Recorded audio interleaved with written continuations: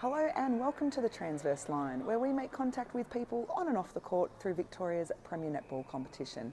My name's Angela Banbury. Thanks so much for joining us.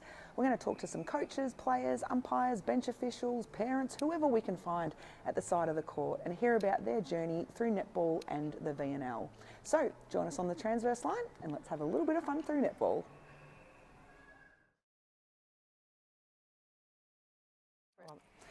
Welcome back to the Transverse Line. I'm joined here by Sarah Hogan from North East Blaze. Welcome. Thank you so much, Ange. Now, Sarah and I, we've commentated together a few times for VNL, so we do know each other quite well, and we actually are in the same footy netball league. I'm at Katani and you are at Poowong. Yep, back there again. Yeah, back there. So tell us a little bit about, your time at Poowong. You've had a bit of a break, but now you're back there playing. Yeah, so I was at Poowong in 2013, and I'd been at a previous club, Mount Evelyn Football Netball Club, and that league seemed to add on more, I suppose, grades, and a lot of the time I was calling my friends in to come and play, and I suppose I wanted to step away from being a friend first and a coach second, so I decided to go into, a new club, but it wasn't really that new because my cousins, their family are from there, and their nana ran the supermarket for many, many years. My auntie, I think, started the first hairdresser there, maybe in, I don't want to say what decade, but maybe the 90s or so.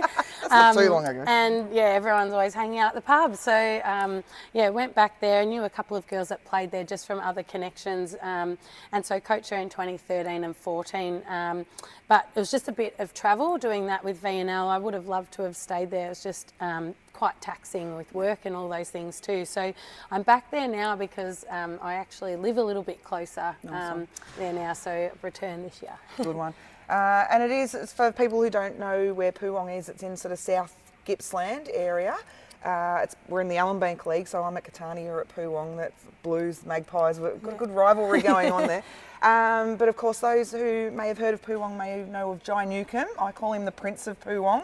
You refer to him as the... Oh, I think he's known as the Poowong Punisher. Yeah. So a great player at Hawthorn, a best and fairest winner there. So some good things do come out of Poowong. Been successful there as well, coaching a couple of premierships. Yeah, we had a really good couple of years there. I was quite lucky. I inherited a pretty strong A grade side the first year I was there, and we were fortunate enough to win the premiership, and then lost a few of those players the second year round, so we promoted a lot of under-17s for that second year, and we were fortunate enough to win all 3 senior premierships that next year. Yeah, well, you're doing that again because Anyway, enough about Poowong and Katani. We'll actually get to VNL. So you've been at Blaze for a number of years. What's so special about North East Blaze? Yeah, so I started at Blaze in 2009 when the VNL started. I was actually at Gippsland Storm in 2008 for my first year of State League, but unfortunately they didn't get a licence, so we had to look elsewhere. So I played there in 2009. I played a couple of seasons at Burundara and Peninsula Waves, but I've always been drawn back to Blaze. Played there in 2012 and then came back again in 2016, and I've sat in various roles, player, coach, committee member, all those kind of things. But I think the thing that brings us back is the people and the culture that's there, and a lot of people are very they know the culture that Kate Upton and the expectations she sets. But a little bit of a fun fact, she was actually my first ever rep coach in under 15s out at Lilydale and Yarra Valley. So I've known her since I was about 13, 14. I actually attended a wedding. You're not age discriminating there, are you? You're not age shaming? No, I've known her for more than half my life. And I suppose, we've got those connections from childhood, I suppose, and right through, and same with Ella Bayliss. We played rep together in 17 and under, and so I suppose there's quite a lot of girls that have come out of that Lilydale and Yarra Valley pathway, and a lot of us have stuck together through that too, and I suppose that's why you do things is the people, and that's why you stay in the sport. Yeah, friends for life through netball for sure. Kate Upton, talking about her, so she's still there, like obviously for that long period of time. What makes her such a great coach? She's obviously had stints at Collingwood as well, but tell us a bit about Kate. Well, I think you can look at her results and they speak for themselves. She's every level she's coached at, she's succeeded in, whether that be, championship, premiership, or whether it's in the ANL or the Super Netball Reserves competition. She's won a couple of premierships there too. So I think the thing that stands out is her character, and she's not, she doesn't shy away from, I suppose, the hard conversations, because at the end of the day, she's always got people's best interests at heart, and she sees them as the whole person and not just a netball player. She sees them as a person off the court as well, and really wants to understand who they are, where they've come from, and is very open to knowing that people are from all different walks of life, and how do we shape them so that they can then fit into Blaze or wherever that might be that she's coaching. She never uses that as excuses to not be looking at people, and talks to them directly, tells them the truth. Sometimes they don't want to hear it, but they always come back and say, I'm really glad you told me that. What have you taken from, like, you've obviously played under Kate and then coached alongside her. What have you taken from her? Apart from yelling a lot,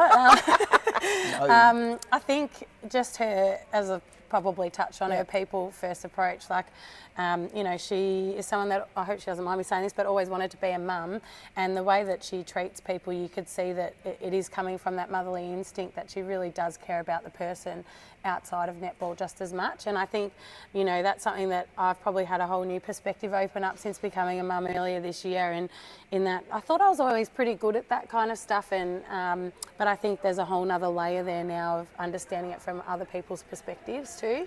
But I think just her knowledge is off the chart, the way she analyses the games, and I think that complements how she knows people. So those two things together, I think, make her probably the best coach I've ever had, I say. And obviously you've been successful. North East Blaze have won a couple of premierships, including a championship premiership that you were a part of. Take us back to that time. What was it like being on the court? Oh, we had a phenomenal side. We were quite lucky, and I suppose we'd been building towards that. We had the likes of Michaela Wilson, who had some Suncorp or ANZ experience in that. We had Libby Nicol, who was the tall timber, so I think she can thank me for winning Hot Shot for so many years, because I was just goal assist the whole time. But yeah, again, Ella is someone that was in that team. Al McDonald, who's overseas playing at the moment. Ty Coppinger, who's still rolling around. We had Mary Liv Seabeam, and have Sarah Stukulski, who's over at Burundara now too. That was sitting in there as a young one, and obviously Stacey Gannon too was in that space. I know, and Lee Riley was our captain that year too. So we were very, very spoilt. I hope I didn't forget anyone. I'll just roll through. Edit that in later. We were really sport, but I think, again, Kate very early on in the season said that she felt there was something really special about that group. And I think it was those off-court connections that really underpin why we trusted so much each other on the court as well. Love it. So what are the expectations for Blaze this year? 23s are going really well, undefeated so far. Are they? Tell us, are they? I don't know, tell us. Yeah, I think, again, it's the pathway. So they're not players that have just walked in to play a season. It's what's building throughout. And, we were having a conversation the other day, like, that 19 and under VNL reserve side and our development side, they're probably our most important teams at the moment for this year because of what we're building. And that's not taking anything away from the VNL teams themselves, but it's what have we got coming through. Expectations, I suppose, again, sounds very cliche, you take it week by week and you focus on the process of who you're coming up against. And it's very coach-like of you, isn't it? Yeah, it is, but you then reflect and move on. And hopefully if you do enough of the simple things well and follow that process, and you're sitting in a position to contend finals later on. I love that call, the simple things well. Too often everyone's trying to look for the tricks and I don't know if it's the fun stuff, but you just got to do the basics well. So, all right, we've got Blaze sorted. We've talked about Poowong. Then there's the Men and Boys program. That's obviously finished for the year, but pretty successful campaign. Yeah, we had a great time, and Victoria, have always been pretty strong. We were probably up against it a bit this year because every team last year made the grand final, so we came away with quite a lot of success last year. But for us this year, again, we competed exceptionally well. We had our men's opens win, and in the reserves division we won as well, but it was actually Victoria versus Victoria, so our 23s had to play in that too. So we might have won another one if there was a 23s division as well. We had a couple couple of teams playing in finals and grand finals in that space too, and I think there's some really great talent that's coming through, and I think, you know, seeing in M League how they've got the 14s and the 17s and those pathways, it's just seeing the sport grow in the men's game as well. Yeah, which is good to see, and a lot of men now getting training partner roles at both VNL and into SSN as well. So. Yeah. I think it's a good addition, and hopefully, you know, it's not just looking at them as players, but what they might be able to offer in the coaching space. Yeah, true. Yeah. And obviously Dan Ryan sitting over there, and Dylan Nexit moving into Swifts. But I think at community level, it's really important too to have those male role models in the coaching pathway too. Absolutely, and umpiring, of course, as well. There's plenty of them. Yeah. It would be remiss of me if we didn't talk about the president of Blaze. I'd have to mention Neil. Yeah. Well, what's he like? You know, he's been at the Blaze for a number of years. I know he had a little time away, but he's back there with more enthusiasm than ever. I'm going to let you in on a little secret. I'm actually wearing that hat at the moment. Right, okay. But he pretty much is doing everything because I just delegate to him. So, you know, obviously with the men's program, I was, you know, not as present because the nights kind of clash with our training. So, again, Neil is all over the operations and all that kind of thing. So he's just so passionate, and he just sees things like for what they are. You know, calls a spade, isn't afraid to ask the hard questions, and is really open to having lengthy discussions as to where we can put the sport in a better spot, and as well as the competition. So he's always got an end goal in mind, and you know, I think he's been around sport for a very long time, and he's, you know, very open to communicating that point very clearly. Love that he's a netball dad, but and just what you said then, he obviously wants to see Blaze succeed, but he also wants the competition to be at its best as well. So truly love that about Neil, and we always have a good conversation. So as I said, it would be remiss of me if I didn't talk about Neil. But of course. I know. We'll wrap it up there. Obviously you've got a game tonight. You're up against City West Falcons. It's going to be a tough one. Well, always against Falcons. They're obviously the results speak for themselves, and then they're the most successful on-court team in the competition. So, you know, I think the teams around the competition really look forward to playing them to see where they sit, and particularly, you know, kind of early-ish in the season to really use them as a measuring stick as to where clubs might need to be. Yeah, I like that, the measuring stick. And they would like that too, like they would see themselves as that benchmark as well. So thanks for joining us, Sarah. I've got a little gift from Energetic, so thank you to our sponsors, Energetic. Thanks so much. But yeah, thanks for joining us on the Transverse Line, and good luck for the rest of the season. Thanks so much, Anne. Thank you. And go Catani and Geelong.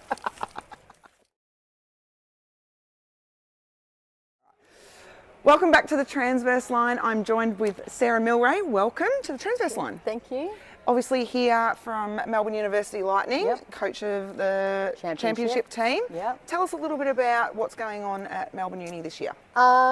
Look, this is my first year in the championship role, so really exciting. We've had a big kind of turnover of players with, you know, some of our players like Maggie Karras getting a go in Vixens, which is fantastic. Gabby as well going overseas, and we've got a couple of young players coming up, so which is really good, and I think we're in a rebuilding phase, but they're all super positive and we're giving it everything we can each week and just working with what we've got. But you know, it's going well, and we just hope we just get better each week. Tell us about that, like Maggie obviously getting on the court at SSN level. What does that do for you as a coach at the club, the girls that have played with her? Tell us about that. Well, I think it just uplifts everybody, you know, like as soon as she went on court on the weekend, the girls were like, Maggie's on, everybody turn the TV on. So everybody gets around it, you know, the girls that maybe weren't watching it, then go and put it on. And, you know, we want to support her in that role. And I think, you know, everybody's so positive with that. And it just shows the girls as well that hard work, you know, you keep going and you can get there. So, it's really uplifting, and it inspires us all to be better and to, get... And she obviously comes up against Janelle. Like you come onto the court, you want to do well, and then all of a sudden there's someone 10 footing in front of it.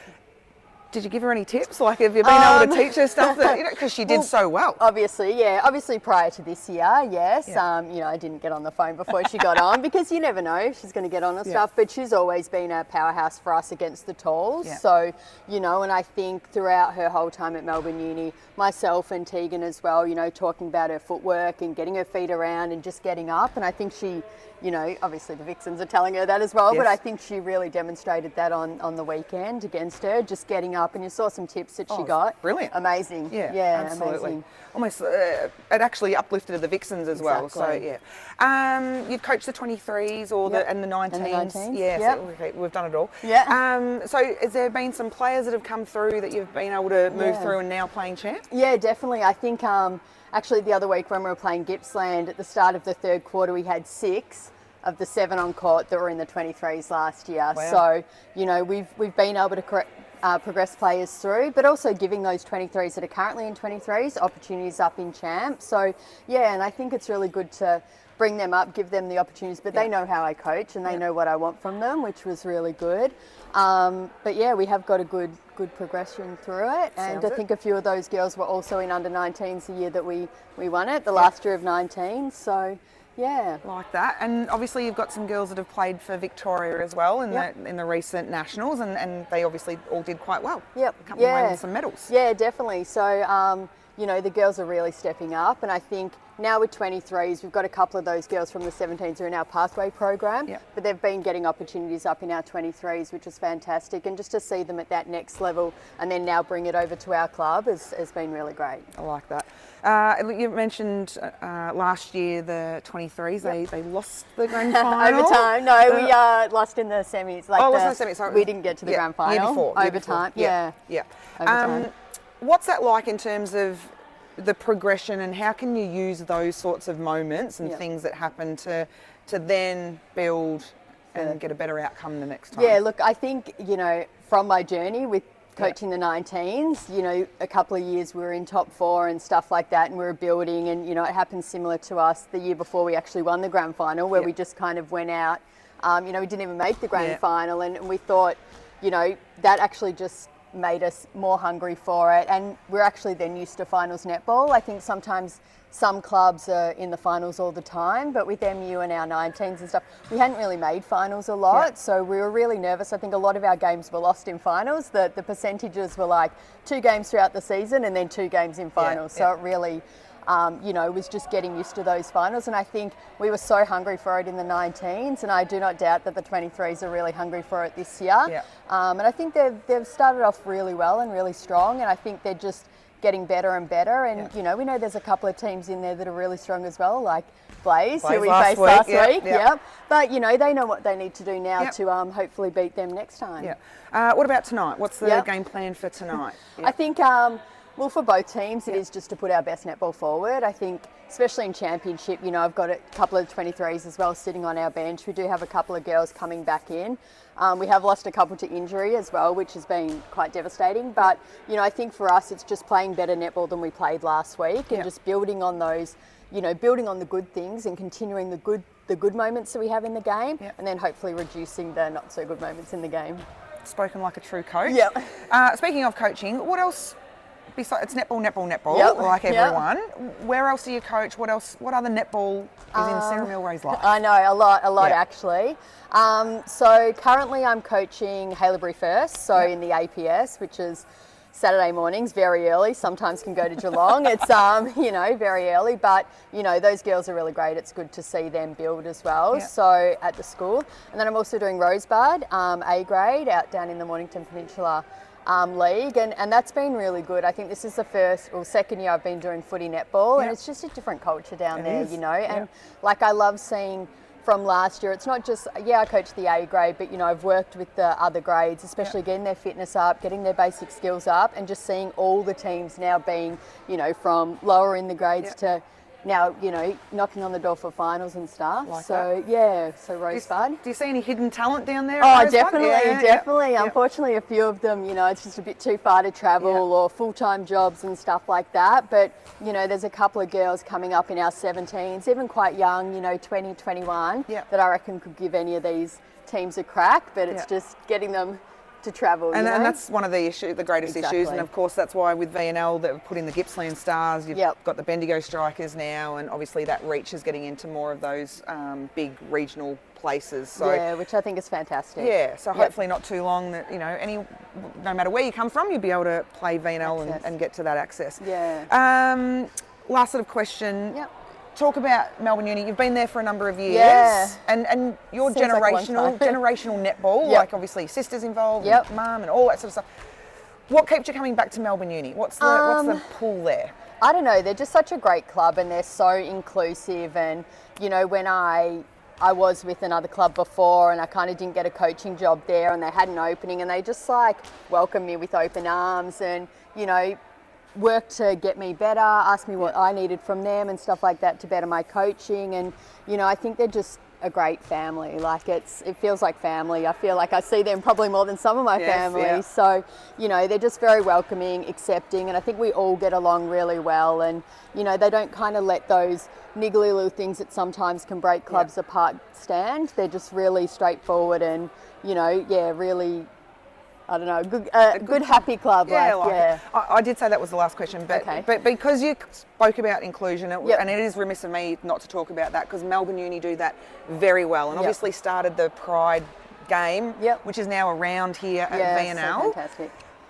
Again, what are those features or what are those things that Melbourne Uni hold really strong values around? Yeah. Well, I think, you know, Lindy was probably a big part of creating that, and I think she was just really wanting to make sure that anyone out there that wanted to play netball was included and not, you know, felt like they didn't belong or felt like, you know, uncomfortable coming to trainings or games or anything like that. And I think, you know, these are just small steps that we can do. There is so much more we can do, but I think that just Melbourne Uni, when they first had their Pride dress, and, you know, we were one of the first clubs, if not the first club, to actually have a dress for the round.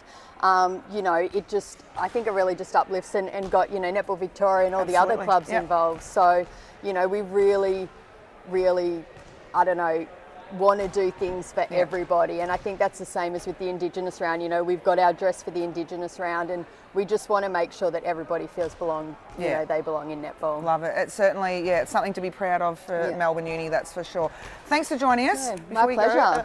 A quick a gift from Energetic. As a thank you for being a part of the Transverse Line. But yes, good luck for tonight and for the rest of the season. Yeah, beautiful. Thanks, Anne. Thank you. See ya.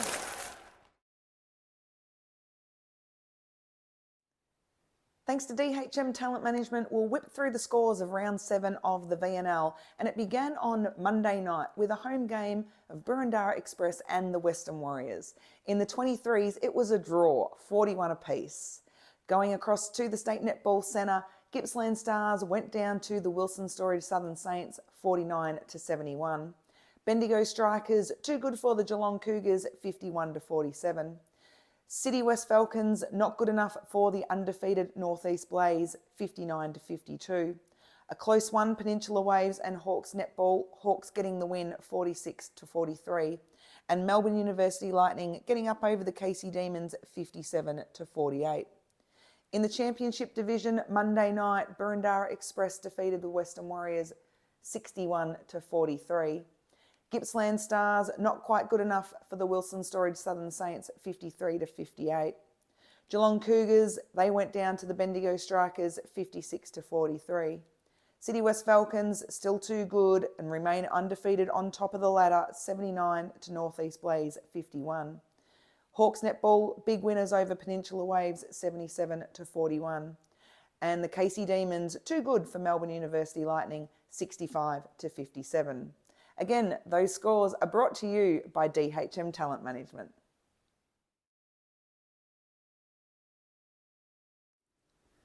That wraps up another episode of the Transverse Line. Thanks so much for joining us. A big thank you to our sponsors, Energetic and DHM Talent Management, as well as the two Sarahs who joined us, Sarah Hogan from Northeast Blaze and Sarah Milray from Melbourne University Lightning. I'm sure you got something out of both of those conversations with the two Sarahs. They are a wealth of knowledge of the netball court. So until next week, I hope you have a little bit of fun through netball.